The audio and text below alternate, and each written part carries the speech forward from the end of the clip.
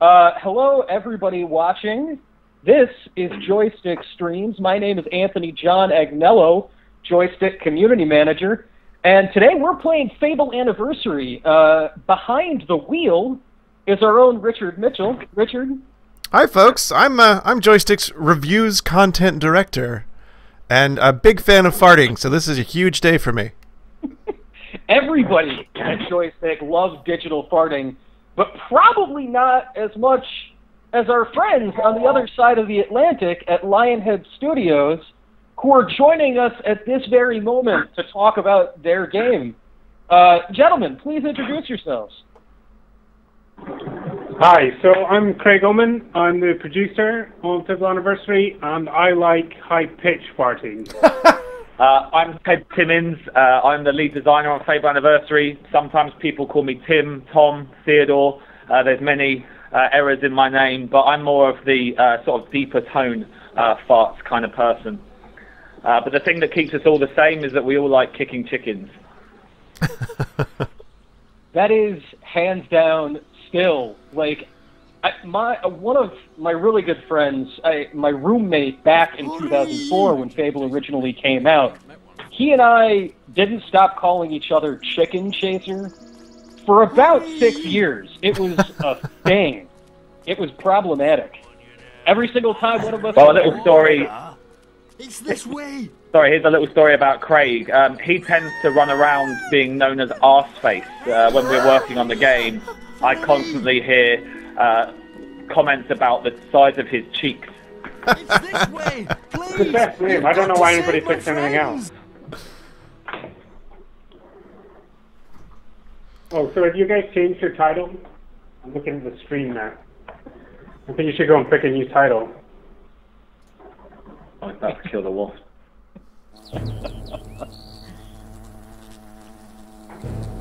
This is like basically the first real quest of the game. Yeah, Richard, why don't you let us know where you are? What has happened to the hero in his life up to this point? So, like all Fable games, it starts with a horrible, gut-wrenching thing happening to your family. As a child, you run around town trying to find gold for your sister's birthday present, and the second you give it to her, bandits attack the village, burn it down, kill your father, abscond with your sister and your mother.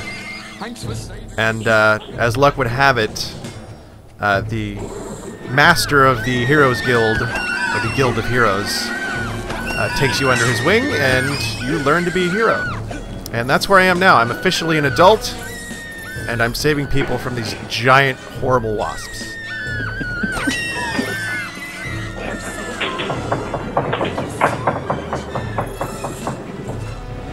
Oh my god. That's a very large wasp.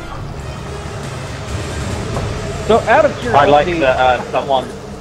Sorry. I like that someone used the name Pie Master. That's always a good one. I imagine that their waistline was a little larger than most. A question for you guys. Are there any new rotting carcasses that I get to hold up over my head in Fable Anniversary to raise my notoriety? Or is it just pretty versions of the old rotting carcasses? I think you're talking about the trophies that you get from all your quests. Yes! So yeah, we've not added any new trophies in there. It's all the existing content, but there's quite a lot of rotting carcasses to hold over your head. So. And what I would add is that if anyone hasn't played Fable: The Lost Chapters, then of course there's all the new trophies that we've included for Lost Chapters. And when you finally dispatched the Wasp Queen, perhaps you could even show off your wasp head trophy, and maybe we could see what happens, because there's something new to Fable Anniversary that wasn't in the original that all depends on your ability to show off the trophy. Now, if I can just remember how to equip it so that I can show it off.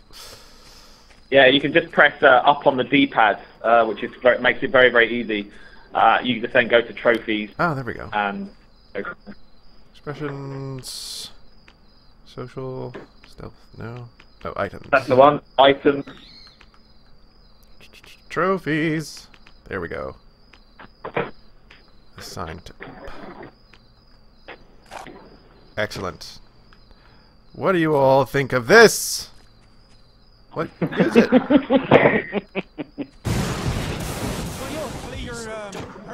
Hey, So out of curiosity, what was it like going back to this game? What sort of surprised you after, you know, Fable has sort of turned into these very different things over the years. It's always, you know, 2 was similar to 1 in many ways, but 3 was far more about, you know, building this following rather than this personal journey, and then the journey for Connect was, you know, it felt like a far more guided experience, less about the player themselves than about the story that you were crafting.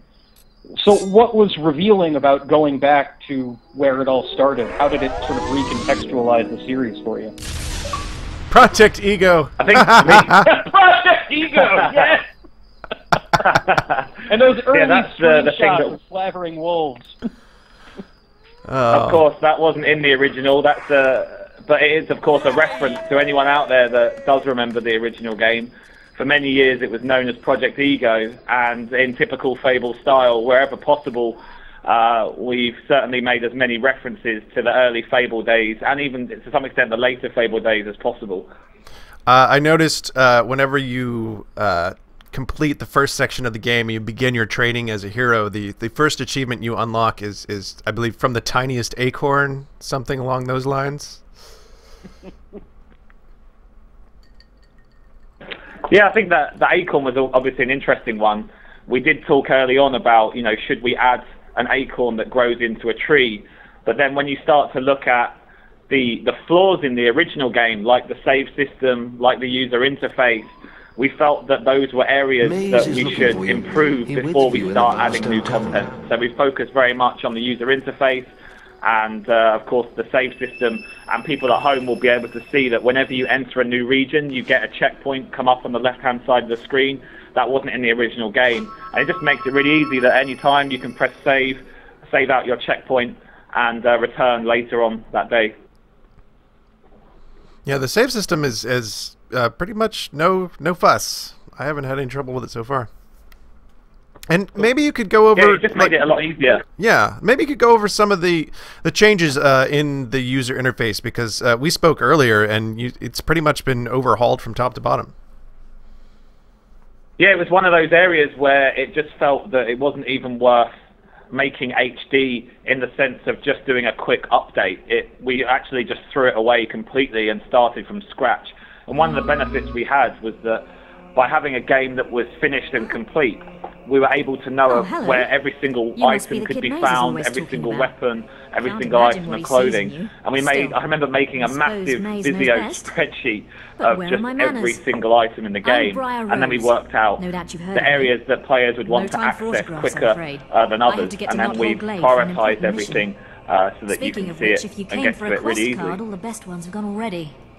I'm sure the guild can as soon as I get through this scene, I'll just skip it and let people take a look at this beautiful interface, because that's what people want to see when we're streaming Fable, is menus. But yeah, show me that hot menu action. But it is very streamlined. You have all these different sections up here. Very easy to go through everything that you have. Oh, here's my hero. There's not much to him so far. Now, me personally, I like the bow. I like speed and guile, stuff like that. I don't know what everyone else prefers in their Fable. Yeah.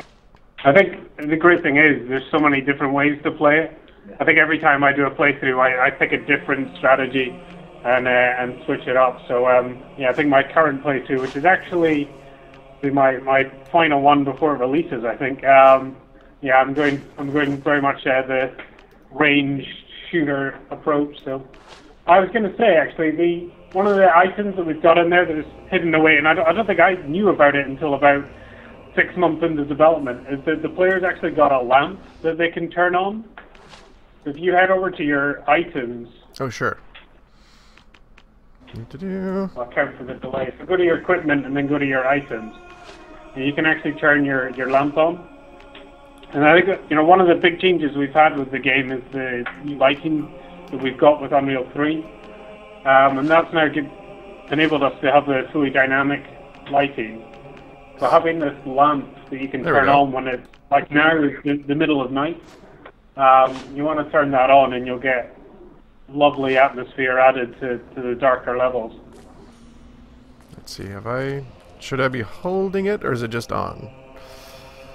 You can just either click use, or you can equip it to your quick access menu, which you can use at any time. I'll try that. Sign, there we go. When do I get to see some so if you hops head over in the to face of the sword? If you head out of the door, you'll be able to go and meet Maze in Bowerstone. And obviously Bowerstone's a very familiar region to anyone that's played Fable 1, Fable 2 or Fable 3. And the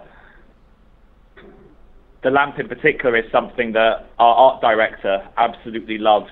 He won't stop talking about the lamp. Dynamic lights and all that kind of stuff. Oh, and of course, dynamic farting. We couldn't get rid of that. Yeah, that was the gag before the stream started. There was a very real temptation to not play this game at all and just stand still and fart the entire time. So you can see some of the difference between having the lamp off and on there. So what sort of work went into actually remastering the game? Because we talked about this earlier this week, and the game itself has also been basically just rebuilt. Isn't that right? Yeah, I mean, when we started the project, we kind of had two approaches we could take. We could keep all the models the same and just take all the textures and up-res them, bump it back out, and we'd be done in no time. Or we could essentially rebuild everything from the ground up, and that's the approach we went with. We really wanted to do justice to the game and give it the proper detail. So every single asset in the game was stripped out and rebuilt from the ground up. So that's everything you'll see, from the fences to the doors, the walls, everything. And it's great to see them come through as well. As we were developing the game, some of the assets, they're shared between levels. So one version of the game you'd be playing, and all of a sudden these, really high definition fences would pop up everywhere, but everything else would still be the original asset. And then a week later, all of a sudden you've got, really high-res brick walls or something coming in. So it's great to kind of see that build up that way. It's like a gigantic puzzle where the underlayer is a 10-year-old puzzle, and you're putting all these fancy new pieces on top of it until you get to the point where the puzzle's complete, and it looks better than ever. There are shops. So now we get our first look at Bowerstone here. All kinds of things. Yeah, Bowerstone looks better than ever, really. Again, for anyone that played Fable 2 or Fable 3, they'll of course be familiar with it. But I like the fact that for your playthrough you decided to walk in completely naked, as if like, hey Bowerstone, remember me? Have a look around and enjoy your stay in Bowerstone. Yeah, that'll be us on our launch party night. How long have you been working on this, by the way? Over here.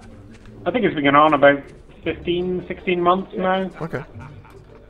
Well, I'd say probably for Ted especially, it's about 10 years. Yeah, around about, I was about to say, around about 10 years. I heard about your encounter with the Wasp 10 long, Queen. wonderful years.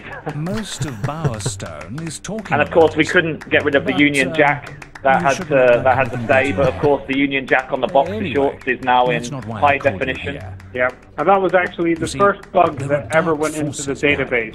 The Union Jack was missing from the pants. So, bug number 00001 was where's the Union flag gone from the pants? I wager. A most terrible night. I thought those bandits had Maze. killed your whole family. He's a great example of the extra detail we've managed to add in. He was fantastic compared to the original. Your sister. I was actually marveling a little earlier this morning at the Guildmaster's head, because it's so perfectly round and bald now. Make sure you I love replace that basic equipment while you're kind of like Gru. Susan's actually like you can really now see that. Sorry, I was going to say you can really see the quality of the tattoo, because beforehand he always had the tattoo on his forehead, but the texture was kind of munged in amongst the low-resness of the original, whereas now you can actually see the guild seal on his forehead. I've just seen a question pop up about asking the world of Fable is something that we're still affectionate about, or are we getting a bit sick fed up of it? And I think we've asked this question a few times, and the answer is always still no. You know, we still love it, and I think every Fable game that we've done, there's always we've pushed the boat out in many different ways, especially artistically. We change it up and move it into different eras, and I think that's one of the things that keeps it interesting, keeps it fresh for us, and even for the guys like Ted that have been working on it for 10 years. You know, it's still an exciting world to come in and develop into. Let's try this. I'm You've chosen a very hard task here to show off with a trophy to 19 villagers. Yeah, so it's a very difficult place to. I may be bit off more than I could chew with this one.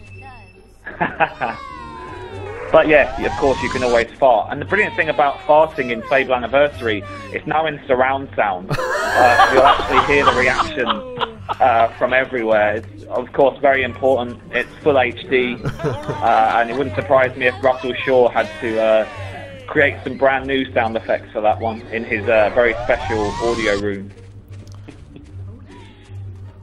Is the special audio room the toilet by chance? I'm just curious. Yeah, around about lunchtime. It's about 2 hours after curry. Right, yeah, you gotta... Curry Tuesdays, no? If you're recording the fart sound effects, you need to consider what you're having for lunch that day. Now, Richard, obviously you don't have much resources here early in the game, so you can't go into the bar and spend them all. But I am curious how the intoxication effects have been remastered in high definition. Oh well, I've got 500 gold. Yeah, you can spend that on alcohol, or what I tend to do is I gamble it at the game of card pairs. I don't know how good you are at your card pairs, but if you go into the tavern, you can have a game, and if you get a high score, you'll win a hero doll. I mean, that's obviously the next thing everybody wants to see from a live stream is people playing pairs. Yeah, great watching you play for hours. Love pairs. All right, I think I got this. Let's go. I'm gonna bet like 50 gold. So, you mentioned, you know, using the games to gamble, earn gold. And this is something that came up in one of our conversations as far as exploits or glitches that were in the original Fable and whether or not you brought them over to Fable Anniversary. Well, I think first and foremost, if there was a glitch that anyone was particularly fond of, we didn't really want to fix that. It didn't feel right. We know that some people buy and sell items in order to get rich, and we felt that we should leave that as it is. You know, that was the Albion economy 500 years ago, and we felt that the economy should stay the same. But there were areas that were fixed just as a result of additional work that we were doing. Of course, the hero save system of Fable 1 is now gone and replaced with the vastly improved checkpointing system. So any exploits that were in that are now gone, but the positive is that you can now save when you're on a 45-minute quest, and you won't lose progress. So we felt that that was a worth doing fix. Yeah, definitely. How much? Oh no, you lost the card pairs. Yeah. I'm under a lot of pressure in front of the whole world as well. Let's have some beer. Would this be a bad time to start shouting out random numbers?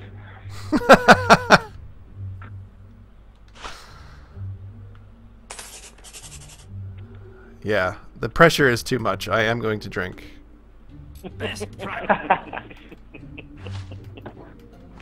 If you want to buy beer, yeah. Let's see. Where are my items? There we are. And don't forget that you can also give the alcohol to a character around you. Oh. So if you equip the beer to your quick access menu, and then you go over to someone and look at them and give them the beer, they'll get drunk right in front of you. Pardon me, miss. And perhaps when they reach a certain limit, you might even unlock something. Oh, well, so I'm just going to give her 10 beers then and see how she likes that. Yeah. And in typical Albion style, it might make her slightly easier to, how should we put it, take her back to your house. Oh, I need a house! Damn it! By the way, this is exactly my flirting strategy, is I just walk into a bar with no clothes on and hand beers out to everyone. Do you show up with underpants with the American flag on them? Richard? Yes, yes. So now we there can... you go. She's very drunk now. Here's some HD drinking for everyone. I think I saw you give some alcohol to the child there. I'm not so sure we should be advertising that on a live stream. That was an accident. Anyone at home, please don't do that. I also chugged 5 beers, and I seem to be pretty well okay. There we go. Getting a little shaky. Okay. Do not adjust your computer monitor. Yeah. One of the things I'd like to point out is you might have noticed that as you're running around, the HUD fades away. This was one of the things that we felt was really important, because with Fable 2 and Fable 3, no HUDs, I don't know if you recall, but we felt that we wanted to keep the screen clean. So when we started work on Fable Anniversary, it just felt appropriate to, whenever you need the HUD, it appears, and whenever you don't need the HUD, it fades away, just to keep the screen nice and clear. And we felt that was something that people would expect in 2014. Was there any discussion about incorporating the sort of golden trail of leading you to your next destination into this? I think for me, it didn't really feel like it would fit in the world of Albion and this time in its era, because whenever I play Fable 1 and my memories of it, I really enjoyed using the signposts, running up to them, seeing which direction I need to go in. And a lot of the game was designed without it, so it didn't really feel like you needed the breadcrumb trail. It was always quite apparent of the way the levels were designed, was you always seemed to feel like you knew where you were going. But instead what we've implemented is that if any of you have SmartGlass or a smart device at home, you can use the SmartGlass, and at any time you can click on your hero, he'll be running around a map on your second screen. And if you click on him, it will always tell you your current objective. So we've decided to try and incorporate new technology to achieve like a very similar effect. Now this is one of the wonderful things about live TV. I'm going to leave this in the viewer's hands. Should I protect Orchard Farm or should I attack it?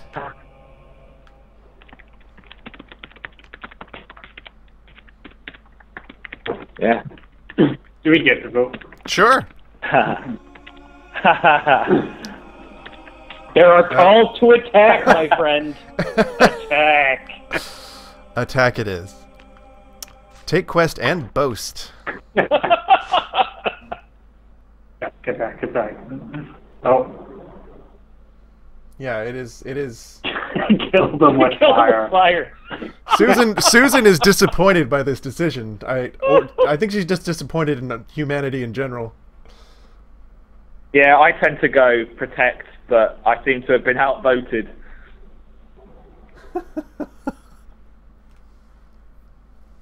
We've also used some creative license that you can see on the map. In the original Fable, the map was just a big green area, but you can see there's a wasp animating on the screen, there's some beetles, there's a ship in the sea. And as you go around the world map, you'll unlock new animated objects on the map, because we felt that this was a really good opportunity to give it that little bit of extra polish, if you will. And there may even be an acorn on the map somewhere, but I'll let you guys find that. Still drunk. Yes. Well, yeah, I had to get my courage up to go attack this poor farm. There's only one thing to do when you load it up and go into a farm. way. Oh man, it's worse when I'm running. Well, this must. Did you take the boast for completing it naked? I believe I did. I guess I probably need to remove my boots. Yes. Yeah. Because wearing boots apparently isn't naked. I don't legally. I feel like that's not true. I don't know. Maybe we could test it after So you're going the to be stream. doing after the some launch farm, are you? I knew that was your I stumble out of the pub in my boot. I'm going to Yeah, pick I up imagine the other side police of in this America little might quest be a little bit and more teach you how hostile to than the choose police in better the UK. friends. I hope you've been practicing. You'll need all the experience you can get to beat That me. general comment. See you later, Well, farm boy. I imagine that in the UK, if you walk down the road naked but with boots on, they probably just think you're weird. But in the US, I don't know. Maybe I've watched too many TV shows, but I can imagine, like 50 cop cars, SWAT helicopter, or maybe I've just played too much GTA 5. Well, it would be that. it would definitely make the news. That's for sure. Let's see. No gloves. No shirt. We've got that. No hat. No boots. Shirt, no shoes. All right. Let's do this. If you actually go to your... There's actually the full outfits. You can switch quite quickly between full outfits, Okay. including no outfits. If you go to the far right... Oh.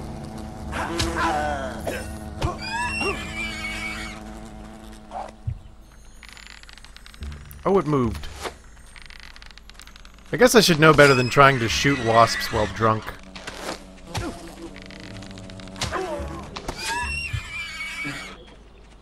You'll be dead then. Good thing. Oh, I do need to level up, don't I? Have you noticed that you're using the Fable 2 control scheme?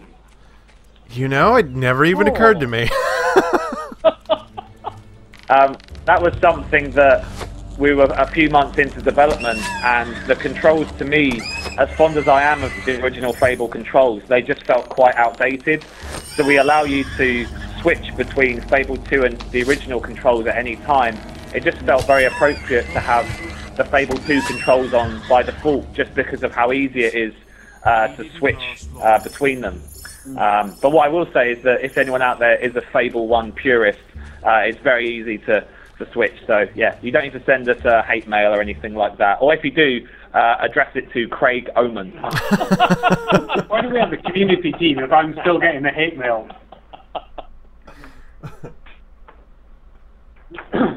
I love... It's funny, as we've been on the road this year, a lot of Fable fans have come up to us and said to us that they joined us on Fable 2, and they went on to play Fable 3, Fable Heroes, Fable The Journey, because they joined us on the 360 and they never played the original. So I think for those, the Fable 2 control scheme will work really effectively, because it will feel just familiar like they played in the past. Yeah, well, this I imagine will be the first experience a lot of players have with the original Fable, so that makes perfect sense.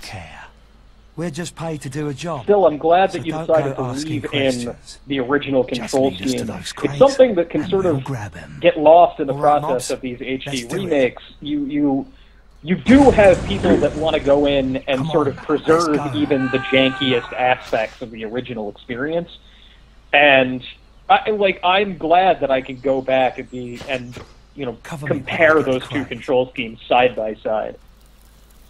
Yeah, we tried to make sure that anywhere that we was to remove something from the original, that we left the option to either turn it on or off. And the option, the character highlight is a great example. I think it's a great way of educating people on how to play and letting them know, who's good and who's bad. But it's something that I think in modern standards doesn't stand up as well. So we put in an option there. You can turn it on and off.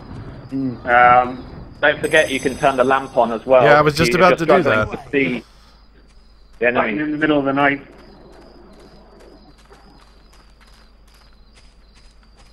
One of the things I've always loved about the Fable series really is just the detail in the world itself. I love just the way everything looks. I get the crate. Yeah, I'd probably say this is now the best looking Fable game that we've released to date, and switching to Unreal to power the engine and the visuals, it just felt like it was such a brilliant decision when we made it. Yeah, well, what seems now like forever ago, but it just allowed us to bring out the best visuals that we could possibly achieve.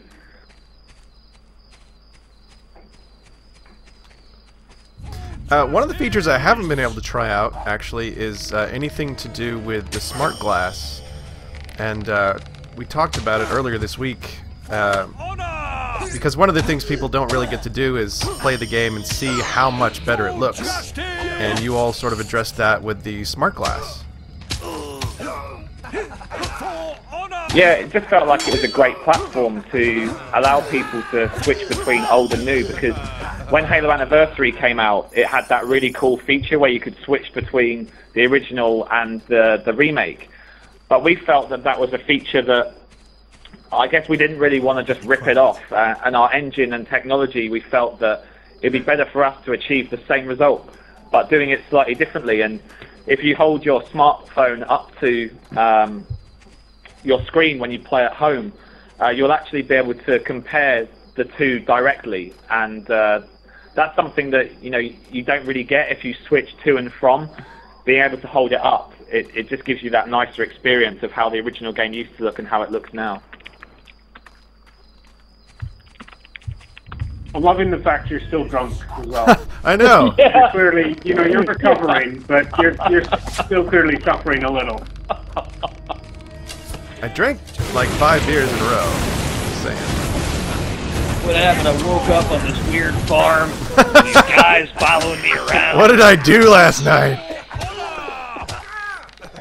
Where are my pants? How much did you drink? I think your guy would only be worried about, like, where's my boot? That would be the only thing he'd be concerned about. That's true.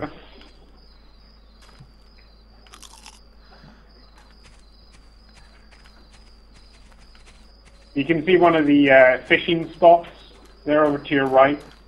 You see the little bubbles in the water. I'm not sure how deep that pond goes. It must be pretty deep. So if you run back over to the barnyard, they'll pick up the next set of objects to take out of the region. That's it. I think that's the last one, isn't it? Yeah. Yeah. Awesome. And victory. Ooh, Nothing can possibly stand in your way. Yeah. There are many more So games this time. Childhood rival will appear. Out of curiosity, So, guys, was there you've learned anything some in new your moves, have you? experimenting with Well, SmartGlass you're not the only one. stuff for Fable Anniversary I hope you've learned how to that flourish, didn't because totally that's work the out? only Any way you're going to ideas get that you close thought to would me. work and Go just on. weren't quite Try to hit me clicking, with or a ones flourish. that you didn't think would click and surprised you? How was that process? How did that process break down?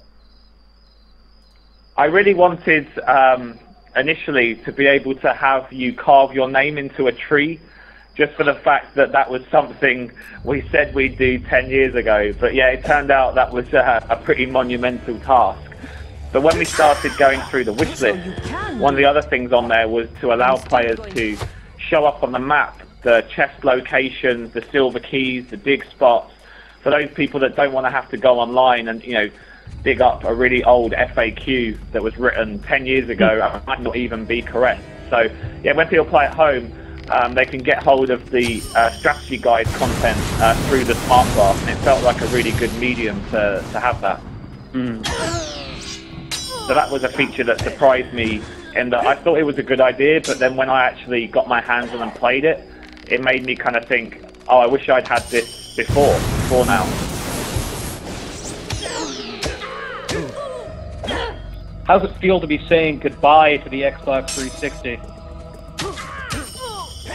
I think it's quite emotional for Lionhead because, of course, Fable was successful on the original Xbox, but the Xbox 360 really allowed us to take Fable into so many new places. And really, this is, I guess if you include Fable 2, Fable 3, Fable Heroes, and Fable the Journey, then of course this is our 5th game on the platform, and that's a pretty big achievement for the studio. And I think we'll miss the Xbox 360, but we'll look forward at the same time to the One. I think from a personal point of view, though, it's certainly not goodbye to the 360. mine's still set up right next to my Xbox One, and I'm going to be taking mine into the office so I can play my 360 games at lunchtime. So yeah, I don't, we're moving on in terms of development, but I think there's still a lot to come for the 360. Did I just earn some sort of achievement for being naked? I think I did. Yeah, it's called That's the Real Lunker, and for anyone out there that may have played Ocarina of Time, you might get the reference. If you don't get the reference, then you are not my friend, and I will not talk to you ever. Okay, I think I'm actually going to put my clothes back on. I think the beer's wearing off. Yeah, we had a lot of fun with the achievements. I think we wanted to keep the achievements light-hearted in typical Fable style, and we also wanted them to, reference other cult classic video games. And for 15 of the achievements, the one you just earned being one of them, you can achieve them in 2 different ways, because we felt that Fable is all about choice and consequence. So why shouldn't that also cross over to the achievements?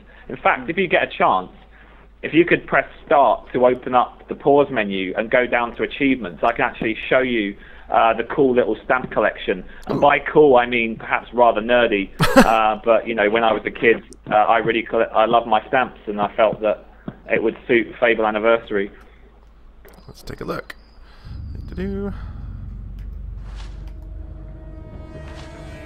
And where are the achievements? Are they under stats? No, that's my personal. Sorry, if you press start and then go down to achievements. Oh, start. I'm in the wrong menu. Yes. There we go. That's all right. Oh, look at that.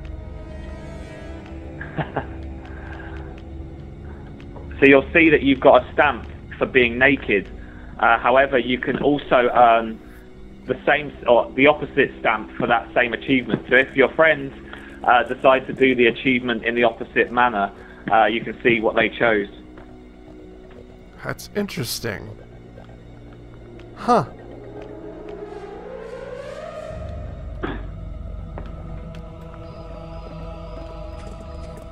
Well, speaking of saying goodbye to the Xbox 360, one of the questions that's coming up quite a bit in the chat, and we talked about this earlier this week, is the possibility of this game coming out on Xbox One.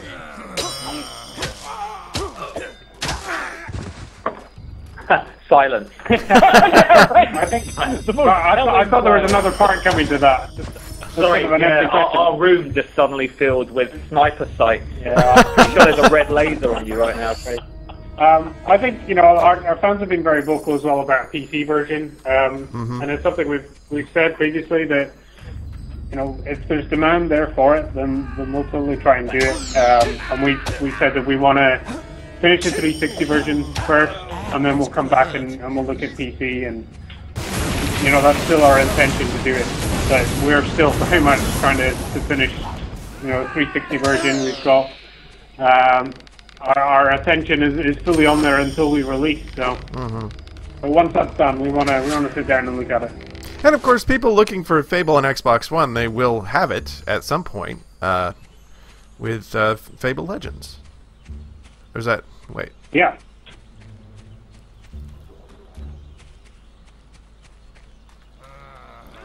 I like that there's a lot of people saying they'll pay double for Xbox One. I can totally share my PayPal if people want, That's one of the things we talked about.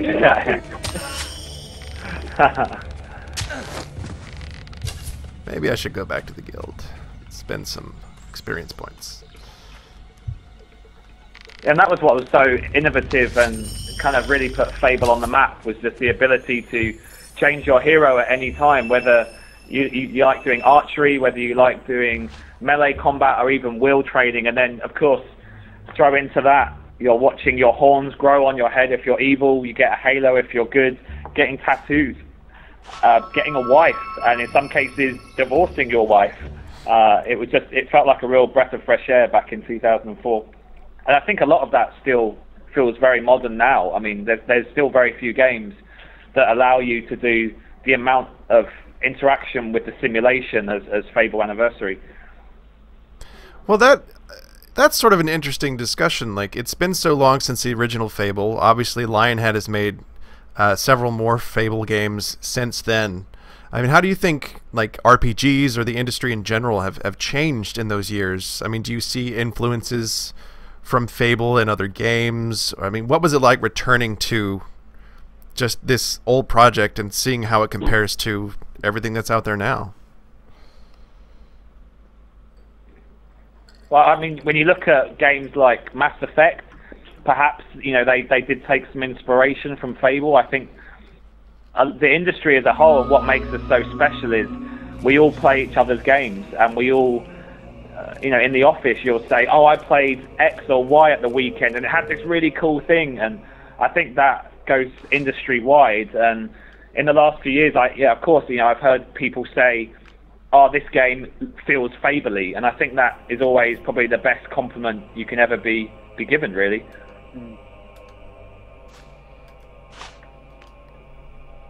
When you went back to it, did you see anything that you thought was maybe a mistake or something that you wish you had done differently, that had been different in the game?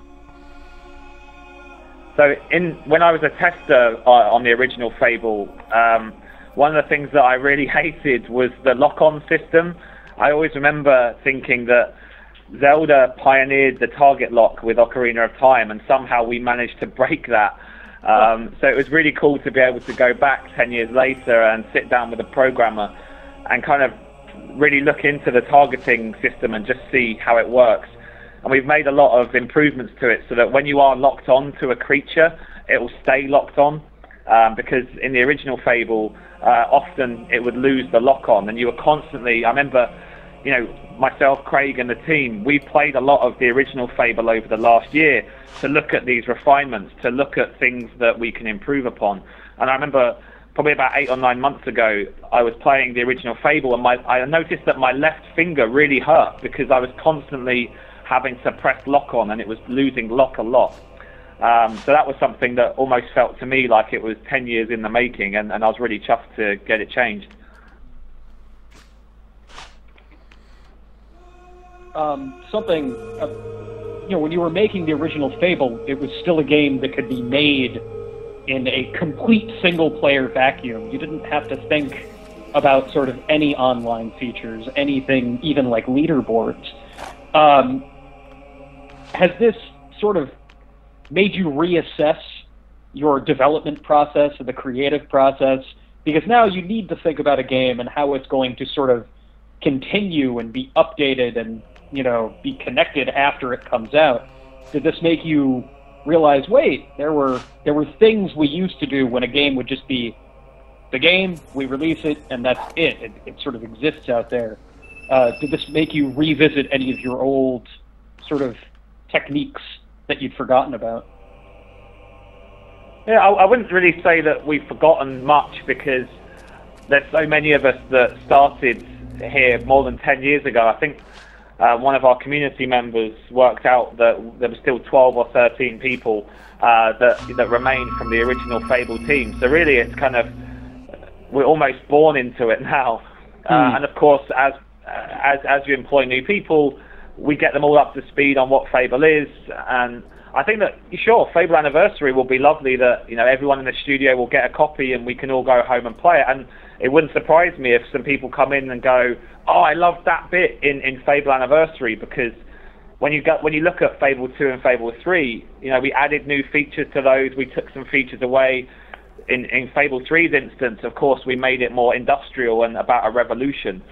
So I think across the full spectrum of Fable games, there's always been really interesting ideas, some brand new and some from the original. And, you know, I hope that long may continue, because I think as developers it keeps us fresh, and I think as gamers it always allows the player that it feels familiar, but it also feels new and exciting.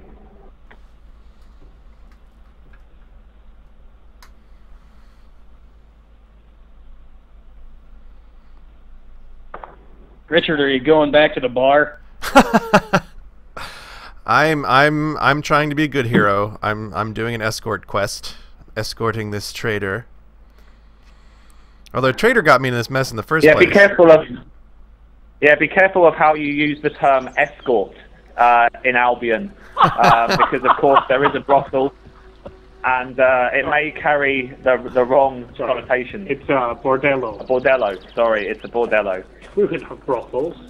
Or a home for fallen women, I think it's referred to as in the game. So I'm looking for someone to take me to Orchard. There's I'll pay Polly. you if you helped me. She's Here's my the deal, favourite. sir. She used to be You got called a Pretty quarter of Polly. a fee Now now. she's just called Just Polly. talk I remember a to me few again months if you ago decide to taking a copy of the game home to test when we were sort of in alpha/beta, and I was in the you'll take me bordello, to and Orchard my Farm? girlmente walked into Excellent. the room, Use and your she was follow like, expression "Oh, to what are you start doing?" our journey. When we And get I to a actually new felt region, some I'll guilt let you, if you want me to as stop, she walked in. just, I should probably just and call it before an I forget, awkward here's that time. advance on you, but try not to go too fast. I always like the way that I'm right story. with the you. character says follow. Just that real deep voice, and it's kind of a little foreboding. Follow. Yeah, he doesn't have many lines in the game. He's got follow, he's got wait, and he's got shit. I think you can also say, thanks and sorry. We picked out the key words, the really important ones that you teach your children. I mean, when they're basically, young. if you learn those key words in any language, you can pretty much go anywhere in the world and you'll survive.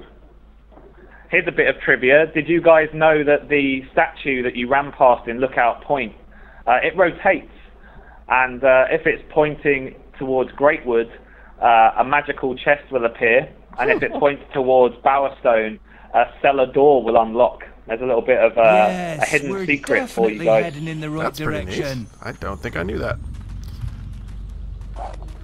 Yeah, it's one of the great things about working on the game. There's constantly things that you would just discover, even after a year and a half of development. There's things that would just pop up that you wouldn't know about. Yeah, I just saw Susan replied with, "What?" I think like the lamp's a great example. I didn't realise that for a while. No. There's the Easter egg with the guards in Powerstone, Oakville. Yeah, Oakville. Yeah. Oakville. And killing over 1,000 guards, and then Balverines will appear for some reason. One of my favourites is there's a bandit toll a few levels in, and if you happen to kill the leader of the bandits, everybody else in that region will run away screaming and run out of the whole area. So it's, you can actually, instead of trying to fight your way through 20 bandits, you can just go straight to the top and get rid of him, and everybody else will run in fear. Yeah, it reminds me of I saw that. killing the elites in Halo, and all the grunts start freaking out. I saw that someone on your feed with the name Bacon Nipple, strange name, but that's their name. They've said that they'll buy you a Ferrari if you kick a chicken. I'd just like to know if that's you guys or if that's me. I assume me, since I'm playing the game. If I can find it, if I can find a chicken to kick, it's going down. I would clarify what size that Ferrari is as well. Yeah, true. True. And yeah, what model, what year?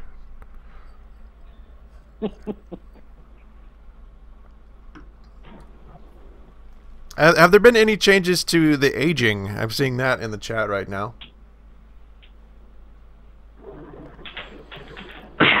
Someone's replied that they can't wait to see the high definition wrinkles.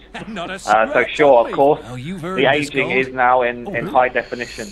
But we've tried to keep it pure. If people do want to become younger, of course they can visit the Temple of Avo, donate a certain amount of gold, and yeah, it will make them younger. And Craig's looking at me that apparently he didn't know that. So, did you really not know that? No. There you go. What? Amazing. Brilliant. Okay, I thought I was done learning things from this game. Yeah. Hot Wheels Ferrari. That's still pretty good. Ferrari FXX. That's the one. No, I take the Hot Wheels Ferrari. It has to be one of those deluxe ones though, where you can open the doors and look inside. That's what I want. I'm currently trying to convince my daughter that she likes Hot Wheels. So, if you there is a chicken in Orchard Farm somewhere. I don't know if you've already gone into Greatwood Lake. Yeah, you have. Oh. Don't worry about it. There was a chicken. But No. The The viewers demand it. I'm going back in. I don't know. I think we should. We don't want to give away everything. It might be nice to head into Darkwood because Darkwood's such a departure from Greatwood. As soon as you walk in, I remember the first time when I was a tester and I walked into Darkwood, it was like, okay, yeah, this is creepy. And it really felt like a completely different place in Albion. Yeah. Sort of along those same lines, I remember one of the things that really stood out for me in Fable was the soundtrack. The Danny Elfman soundtrack, I believe. And I started playing this game this morning, and I knew the theme music immediately. I just started humming along to it because I remember it so well. Yeah, the music is really one of the most iconic things with Fable. And we still have Russell Shaw working with us. And Russell was actually the original composer for all the soundtracks. We worked with Danny Elfman for the main theme, but Russell actually composed all the music. Sorry, Ted's pointing at the screen now. Yeah, there are some fenced-off chickens, but if you head round back behind the barn, there's usually a little chicken. Yeah, there you go. Sorry, yeah, I was saying we've worked with Russ, and it was great working with Russ because he knew what he wanted to create, all those years ago, and we actually were able to give him the tools and the power that he needed to actually do them. So all the music's been redone into surround sound now. So oh my god, I kicked it into the wall. It just disappeared. Oh, that was a good one. That was a good kick. Oh, it came back. It actually came back at me. That is not a smart chicken. Okay. Brilliant. Okay, there. Amazing. A chicken has been kicked. Let the record show. Success. And as you level up and you become stronger, you can kick further, which is, of course, very, very important. And for anyone that played or hasn't played Fable the Lost Chapters, in Fable the Lost Chapters in the region of Oakvale, we added a chicken kicking competition because it felt like it was, missing from the original game when we made it in 2004.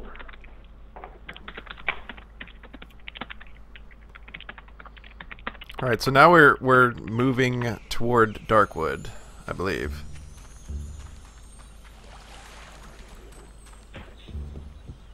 I'm going to ignore these bandits. Whoops.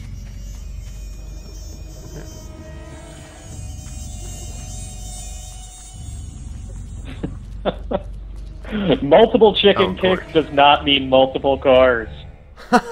Just the one Ferrari. Wait a minute, how many people do we have in here? I need to kick at least that many times. And someone says they're calling Peter P-E-T-A. But I'll have you know that Fable 2 actually won an animal-friendly award. I mean, don't ask me how. We had a dying dog, we had chicken kicking, we had wolves, I think, that could be killed. But yeah, apparently it was very, very animal-friendly. I remember that. I think, if I recall correctly, writing a story about that, or someone on Joystiq did. And there was an achievement for kicking chickens, was there not? As an ornament. Either way, I think so, yeah. So, unless you're wanting to end up dead. There's 50 different achievements all around kicking chickens. Yeah. Shiny's over. I'm guessing they perhaps didn't play the game and they just saw a cute dog. But we're not going to complain. An award's an award. And yeah, that's so this is clear the path. This is the bandit hill I was talking about earlier. That there's a lieutenant further into camp. Oh, okay. And if you can get to him and kill him, then he will. Everyone else runs off. But obviously, you miss out on all that tasty experience. But you get to feel smart. You pay your way through. Demon doors. I love demon doors. Demon doors are my favorite. I love them. They're always so surly. This is the deal. One of the most amazing things about Fable Anniversary when we were in development was when we first got the new facial animation system hooked up to the demon doors. Because in the original game, the lip syncing, they didn't really lip sync. The lips just kind of moved and never really closed. And I remember the first time I saw it, that was the moment for me where it just felt like, wow, you know, this is 2014. And we still have the original artist from 2004 who did the demon doors. And his exact words were, wow, it's just how I remember it. And then when we showed him his work from 2004, I just remember him going quiet and putting his head in his hands. I'm so sorry. Yeah. Because of course technology has come so far since then. But it's great. I think that really sums up, you know, what we've managed to do is that when you play the game, you feel like it's the original game. You don't feel like, you know, we messed with it too much. But visually, it's so much better. So I think we've managed to hit it just at the sweet spot. Ooh, a tattoo vendor. Let's do that. So one of Fable's primary features, tattoos. I'm gonna get this one because it looks kind of like Superman. And perhaps only the really hardcore fans might notice this, but one of the features that I loved about Fable: The Lost Chapters on the PC back in 2005 was that villagers would have names over their heads. And that was something that was so trivial. And I remember that the anniversary team were like, it's not a big deal, it's just a name. And I was like, but it's important to me. I like to know the name of my wife. So yeah, we've added that feature as well. So now all of the names of the characters will be above at the top of the screen. And that was something that I was very happy to get in. And I hope that the more hardcore fans appreciate that as well. I think one of the other great little small design tweaks that Ted put in was the equip button. Whenever you pick up an item, there's actually, you can hit X and you will actually equip that item instantly, which is helps as you're running through one of the levels and you manage to pick up an item. You don't want to have to pause. You can very quickly just jump in and equip that. Oh, we finally encountered some hobs. Right at the end of our hour, we get some hobs. Oh man, I wrecked him too. Voiced by George Backer. Yeah, that was one of the old employees of Lionhead, both a programmer and an audio producer. He voiced the sounds of those. And what's interesting about Fable 1 in particular was that we still have some incredible voice talent. I know that one of our art director, Jim, he was really, what was the voice he noticed? It was the chap from, what was it? Alan Partridge? Alan Partridge, wasn't it? I'm not sure if you know Alan Partridge, but in the UK, he's a very big deal. And he went on to voice things like the X Factor and things like that. So, yeah, that was cool. X Factor. Now you're saying something I'm definitely familiar with. Well, Jim Vale knows, so I'll get him to answer that one if anyone has any questions. He's a lot older than I am, so it'll appeal to him a lot more. Jim's been in the industry a long time.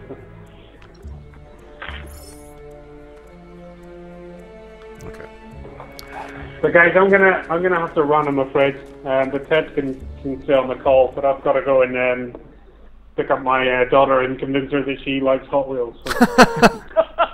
So. Tell her about the Ferrari. Yeah, I'll tell her it's in the post. So. Okay, well, thanks very much, guys. Oh, thank you very much. So much. Actually, cheers, Craig. With just about 30 seconds to go here for our hour, we're gonna start winding things down. Thank you so much, guys, again, for joining us and to talk about Fable Anniversary for a little while. The release date of the game is? It's the 4th of February for the US, 6th for the rest of the world, and then 7th for Europe. Okay, and the PC version comes out when? As soon as I've had a holiday, how about that? Okay. Now we'll, you know, like Craig said, we'll talk about that. Fingers crossed. Of course, you know, a lot of this boils down to, you know, we've made a successful game for the Xbox 360 version. Hopefully, the fans really like it. And then we'll go from there. But I'm really glad you made it into Darkwood. It's definitely a favourite region of mine. Just the fact that it's filled with Balverines, nymphs, and hobs makes it exciting to me. Not to forget the rock troll and the earth troll either. We have to help him. Awesome. This isn't a good idea. Not a good idea at all. Richard Mitchell has been steering for us today. Richard, way to make wearing Union Jack underpants look awesome. I am Anthony John Agnello, Joystiq Community Manager, and once again, thank you, everyone, for watching. Always a pleasure. And we have Joystiq streams. Today was a special. We were a little bit early to accommodate our friends in England. Usually, we are streaming on Tuesdays and Thursdays at 4 p.m. Eastern Standard Time. If you want to find out more about specifically what we're streaming, follow us on Twitter, twitter.com/joystiq. Follow us on Facebook. And always go to joystiq.com. Thank you again, everyone. It's been awesome. See you next time. Bye-bye. Thank you. Bye.